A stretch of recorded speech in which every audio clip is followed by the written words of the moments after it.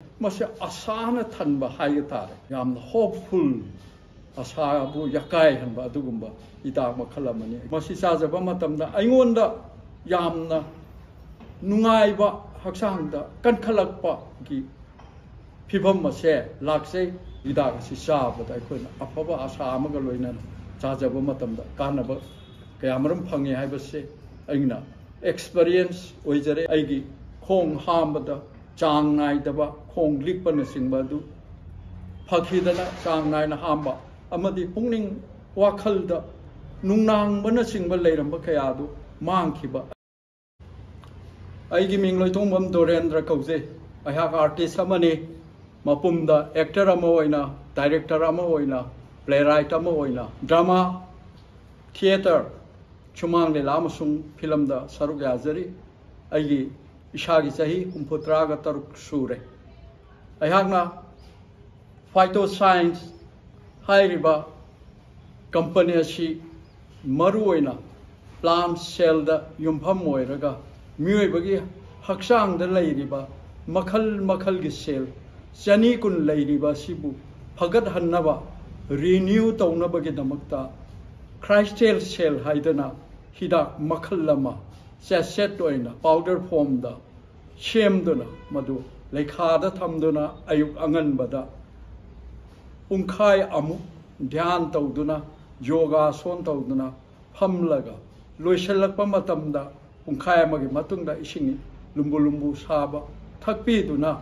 नुमित खुदिंगी हिदाक असि सेट अममम चाबगी थौरांग असि phyto science दा थबक तौबिरिबा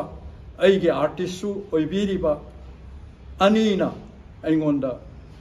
नोंमा ओजा मसि चारगदी ओजागे हक्सांगी सेल सिंग सोंथरिबदो कंखटकनी लैना मखल कयाना चंगरप ngमोय करिगुंबदा लैना मखल कया लैरमलबसु ओजागे हक्सांगदा मधु फगनी हाइना मखोइना हाइबिबदगी अइना थाजदुना मखोइदा यामना थाजबा थंबा गांगसिंग मखोइ अफबा एक्टर गाक्तनी मखोइ आर्टिस्ट गाक्तनी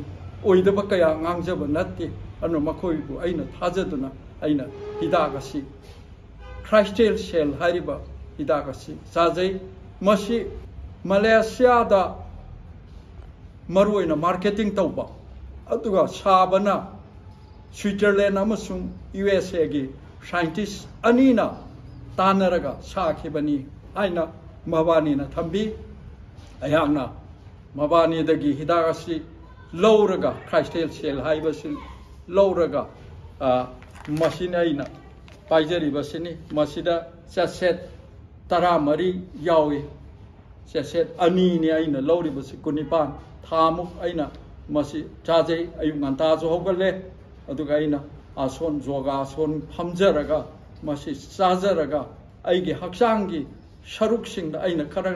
शोले हाइना खंजबा सरुकसिदा अइगी अटेंशन असी मदुदा थमजरगा ध्यान तौरगा लैजै मसीना आइना नुमित 19 मपुंग चाजरे मसी चाजबा मतमदा अइंगोंदा यामना नुंगाइबा हक्सांगदा कनखलकपा की फिभम मसे लाक्से अइगी खोंग हामबदा चांग नाइदबा खोंग लिकपन सिंबदु फखिदना चांग नाइना हामबा अमदी पुंगनिंग वाखलदा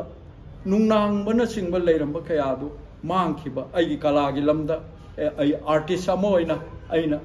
लीला पुथोकनबगी मरमदा खंजबा एक्टिंग गी मरमदा खंजबा लीला इनबगी मरमदा खंजबा सिदा यामना चावना मतेंग पांगी अइहा मोइरांग पर्वदा युमफम ओइबा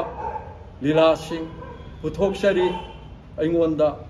मबानीना अइगी लीलादसु यावबिबा आर्टिस्ट अनीसिना क्वेश्चन चेंजदना मखोइना होनबिबनी मखोइ मसीगी मेंबर अमा फाइटो साइंस सिगी मेंबर अमा ओइना लैजबनी अदुना अइंगोंदसु नुंगाइबा अइना लीला तौजबा मतमदसु यामना इंगना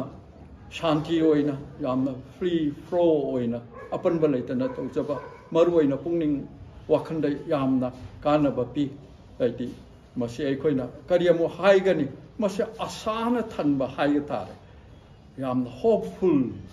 आसाबु यकाय हनबा अदुगुम्बा हिदाक मखल अमनि अइखोइ मियोइबना अइखोइना हिंगेबसे आसाना हिंगबनी हिदाक सि चाबदा अइखोइना अफबा आसा अमगा लोइना चाजब मतमदा कानब कयामरम फंगे हाइबसे अइना एक्सपीरियंस ओइजरे अनु मयामना मसी क्राइस्टेल सेल हाइबा हिदाक असि चाबीरगा पुंगिंग हक्चांग लैताना अदोम अदोमना तौरिबा थबक खुदिमकता माइ पाकपा हक्चांग कंखटपा पुंसी नुंसांगबा ओइबियु हाइना मयामनि मफमदा अइना पाउजेल असे पिजरी पुनमकु नोलुकचरी